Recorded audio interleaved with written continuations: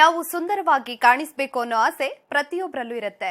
ಮನೆಯಲ್ಲೇ ಕುಳಿತು ನಿಮ್ಮ ಅಂದವನ್ನ ಹೆಚ್ಚಿಸಿಕೊಳ್ಳೋದು ಹೇಗೆ ಅಂತ ತೋರಿಸೋ ಬ್ಯೂಟಿ ಟಿಪ್ಸ್ ಕಾರ್ಯಕ್ರಮಕ್ಕೆ ಸ್ವಾಗತ.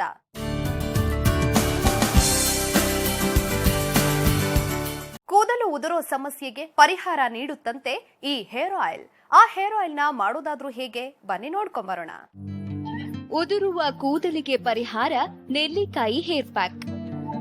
ಬೇಕಾಗುವ ಸಾಮಗ್ರಿಗಳು: ಬೆಟ್ಟದ ನೆಲ್ಲಿಕಾಯಿ ಚೂರು ಕಾಲು ಕಪ್, ಒಣ ಕರಿಬೇವಿನ ಸೊಪ್ಪು ಕಾಲು ಕಪ್, ಬಾಳೆಹಣ್ಣು ಅರ್ಧ ಕಪ್, ಎಗ್ ವೈಟ್ 1 ಮೊಟ್ಟೆ, ಜೇನುತುಪ್ಪ 1 ಟೇಬಲ್ ಚಮಚ.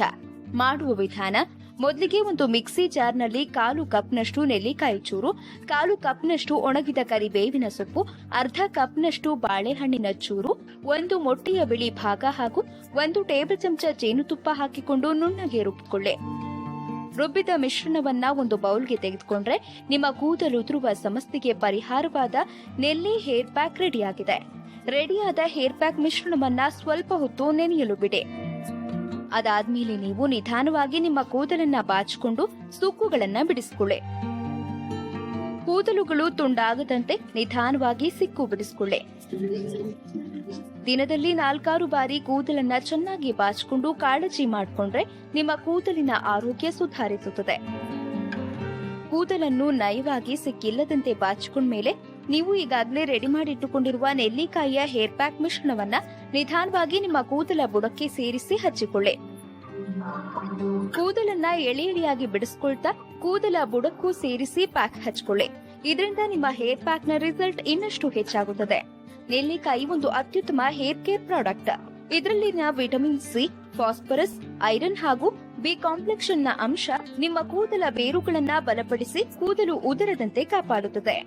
ಆಮ್ಲ ಕೂದಲನ್ನು ಬಲವಾಗಿಸಿ ಕೂದಲ ಬೆಳವಣಿಗೆಯನ್ನು ಉತ್ತೇಜಿಸುತ್ತದೆ.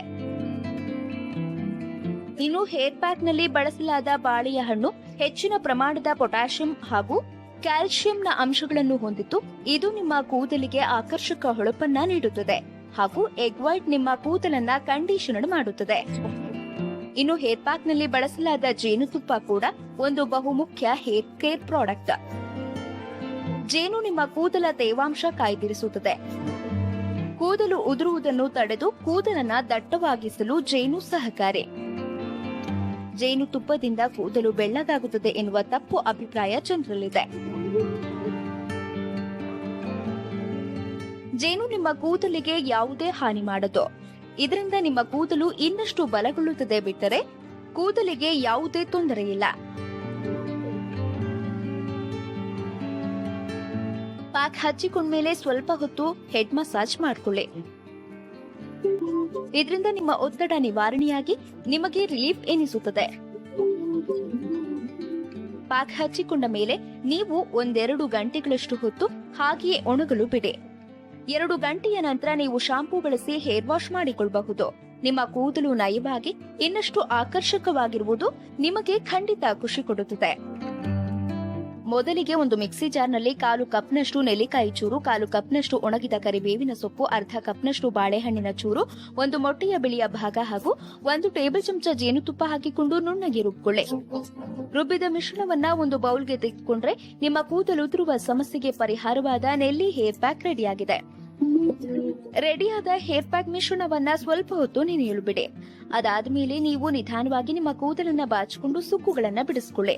ಕೂದಲುಗಳು ತುಂಡಾಗದಂತೆ ನಿಧಾನವಾಗಿ ಸಿಕ್ಕು ಬಿಡಿಸಿಕೊಳ್ಳಿ. ದಿನದಲ್ಲಿ 4-6 ಬಾರಿ ಕೂದಲನ್ನ ಚೆನ್ನಾಗಿ ಬಾಚಿಕೊಂಡು ಕಾಳಜಿ ಮಾಡಿಕೊಂಡ್ರೆ ನಿಮ್ಮ ಕೂದಲಿನ ಆರೋಗ್ಯ ಸುಧಾರಿಸುತ್ತದೆ.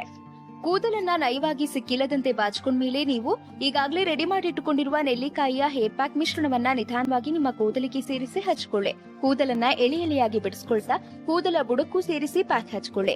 ಇದರಿಂದ ನಿಮ್ಮ ಹೇರ್ ಪ್ಯಾಕ್ ನ ರಿಸಲ್ಟ್ ಇನ್ನಷ್ಟು ಹೆಚ್ಚಾಗುತ್ತದೆ. ನೆಲ್ಲಿಕಾಯಿ ಒಂದು ಅತ್ಯುತ್ತಮ ಹೇರ್ ಪ್ಯಾಕ್ ಪ್ರಾಡಕ್ಟ್. ಇದರಲ್ಲಿನ ವಿಟಮಿನ್ ಸಿ, ಫಾಸ್ಫರಸ್, ಐರನ್ ಹಾಗೂ ಬಿ ಕಾಂಪ್ಲೆಕ್ಸ್ ನ ಅಂಶಗಳು ನಿಮ್ಮ ಕೂದಲ ಬೇರುಗಳನ್ನ ಬಲಪಡಿಸಿ ಕೂದಲು ಉದುರದಂತೆ ಕಾಪಾಡುತ್ತದೆ. ಇನ್ನು ಹೇರ್ ಪ್ಯಾಕ್ ನಲ್ಲಿ ಬಳಸಲಾದ ಜೇನುತುಪ್ಪ ಕೂಡ ಒಂದು ಬಹುಮುಖ್ಯ ಹೇರ್ ಕೇರ್ ಪ್ರಾಡಕ್ಟ್. ಜೇನು ನಿಮ್ಮ ಕೂದಲ ತೇವಾಂಶ ಕಾಯ್ದಿರಿಸುತ್ತದೆ. ಕೂದಲು ಉದುರುವುದನ್ನ ತಡೆದು ಕೂದಲನ್ನ ದಟ್ಟವಾಗಿಸಲು ಜೇನು ಸಹಕಾರಿ. ಪ್ಯಾಕ್ ಹಚ್ಚಿಕೊಂಡ್ಮೇಲೆ ಸ್ವಲ್ಪ ಹೊತ್ತು ಹೆಡ್ ಮಸಾಜ್ ಮಾಡಿಕೊಳ್ಳಿ. ಇದರಿಂದ ನಿಮ್ಮ ಒತ್ತಡ ನಿವಾರಣೆಯಾಗಿ ನಿಮಗೆ ರಿಲೀಫ್ ಎನಿಸುತ್ತದೆ. ಪ್ಯಾಕ್ ಹಚ್ಚಿಕೊಂಡ ಮೇಲೆ ನೀವು 1-2 ಗಂಟೆಗಳಷ್ಟು ಹೊತ್ತು ಹಾಗೆಯೇ ಒಣಗಲು ಬಿಡಿ. 2 ಗಂಟೆಯ ನಂತರ ನೀವು ಶಾಂಪೂ ಬಳಸಿ ಹೇರ್ ವಾಶ್ ಮಾಡಿಕೊಳ್ಳಬಹುದು. ನಿಮ್ಮ ಕೂದಲು ನಯವಾಗಿ ಇನ್ನಷ್ಟು ಆಕರ್ಷಕವಾಗಿರುವುದು ನಿಮಗೆ ಖಂಡಿತ ಖುಷಿ ಕೊಡುತ್ತದೆ. ನೋಡಿದ್ರಲ್ವಾ, ಧಾತ್ರಿ ಫಲ ಬಳಸಿ ಹೇರ್ ಆಯಿಲ್ ತಯಾರಿಸೋದು ಹೇಗೆ ಅಂತ. ಈ ಸಂಚಿಕೆ ನಿಮ್ಗೆಲ್ಲ ಇಷ್ಟವಾಗಿದೆ ಅಂತ ಅನ್ಕೊಳ್ತಾ ಮುಂದಿನ ಸಂಚಿಕೆಯಲ್ಲಿ ಇನ್ನಷ್ಟು ಬ್ಯೂಟಿ ಟಿಪ್ಸ್ಗಳೊಂದಿಗೆ ನಿಮ್ಮ ಮುಂದೆ ಹಾಜರಾಗ್ತೀವಿ. ಅಲ್ಲಿವರೆಗೂ ನೋಡ್ತಾ ಇರಿ ಸರಳ ಜೀವನ, ಇದು ಮನುಕುಲದ ಒಳಿತಿಗಾಗಿ.